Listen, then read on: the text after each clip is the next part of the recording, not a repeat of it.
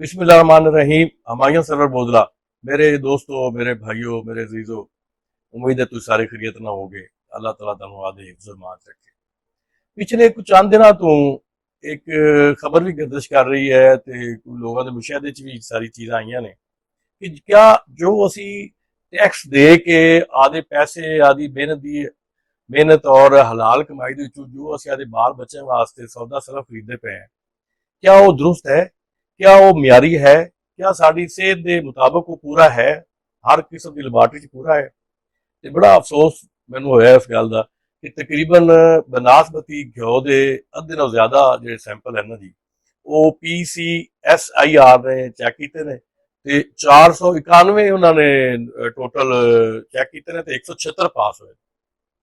इसी तरह जो बनास्पति आयल है ये 36% बनास्पति आयल जो ना वो ठीक निकला है, बाकी जो ना जी वो 400 के करीब गैर म्यारी निकला है। और मैं तुम दसो भी ये असी आदि मेहनत की कमाई न जाके मजदूरी मजदूरी करके दिहाड़ी करके या आदे मेहनत मुशक्कत करके लैके जाने आदे बच्चे वास्ते दुध लैके जाइए ते अगू सानू पता लगे भी वो दुध जो है ना जी वो गैर म्यारी है, कैमिकल शुदा है।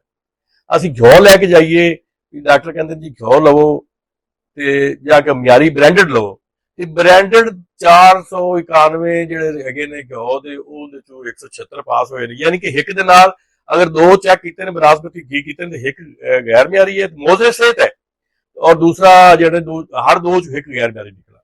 मेरे भाइयों इसी तरह घी के 40% ठीक निकले, 146 ब्रांड जोड़े ना वो मोजे सेहत निकले।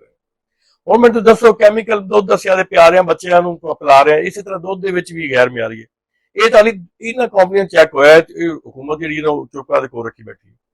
ਮੇਰਾ ਹੁਕੂਮਤ ਦਾ ਮੁਤਾਲਬਾ ਹੈ ਕਿ ਫੌਰੀ ਤੌਰ ਤੇ ਇਹ ਜਿਹੜੀਆਂ ਕੰਪਨੀਆਂ ਨੇ, ਇਹ ਜਿਹੜੇ ਬ੍ਰਾਂਡ ਨੇ, ਉਹ ਦੱਸਿਆ ਜਾਵੇ ਆਵਾਮ ਨੂੰ, ਇਸ਼ਤਿਹਾਰ ਚਲਾਏ ਜਾਵਣ, ਅਖਬਾਰਾਂ 'ਚ ਇਸ਼ਤਿਹਾਰ ਤੇ ਜਾਵਣ, ਫੇਸਬੁੱਕ ਤੇ ਚਲਾਇਆ ਜਾਵੇ ਤਾਂ ਕਿ ਇਹ ਗੈਰ ਮਿਆਰੀ ਉਹਨਾਂ ਖਿਲਾਫ ਕਾਰਵਾਈ ਕੀਤੀ ਜਾਵੇ।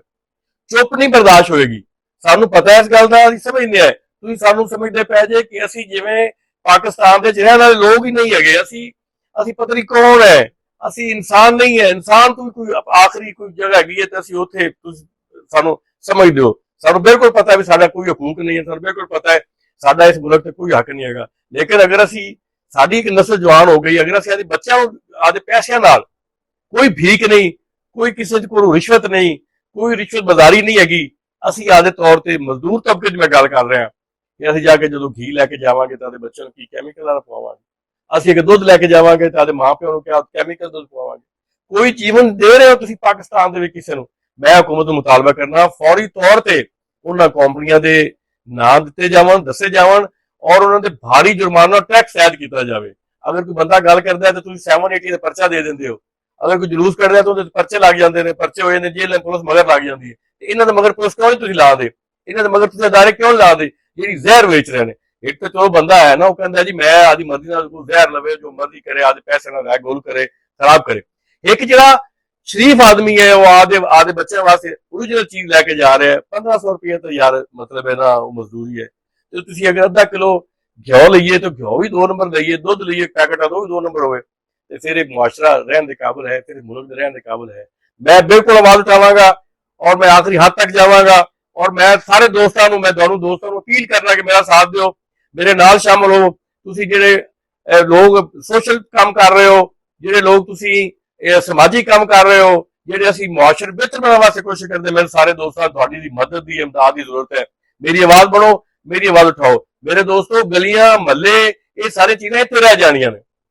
ये चीज कोई गली बने बने सड़क बने ना बने, लेकिन गल सिर्फ हैगी है भी जेडी मिलावट हैगी ना, मिलावट रोको पाकिस्तान दे अंदरों।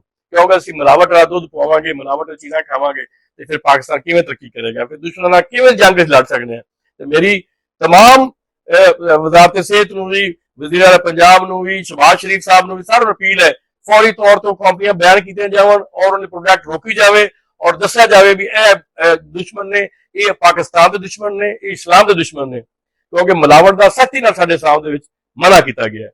तो मेरे दोस्तों ये हुकूमत जी है उन्होंने मैं अपील करांगा भी होर तो साडी कोई तुहाडे ते नहीं गल चलती, तुसीं साडी मर्जी करदे जे, लेकिन खुदा दे वास्ते रहम करो साडे ते, साडे बच्चों दी रहम करो, साडे वालदैन ते रहम करो, साडी सेहत ते रहम करो। सानू इस तरह बर्बाद ते तबाह बर्बाद ना करो। शुक्रिया।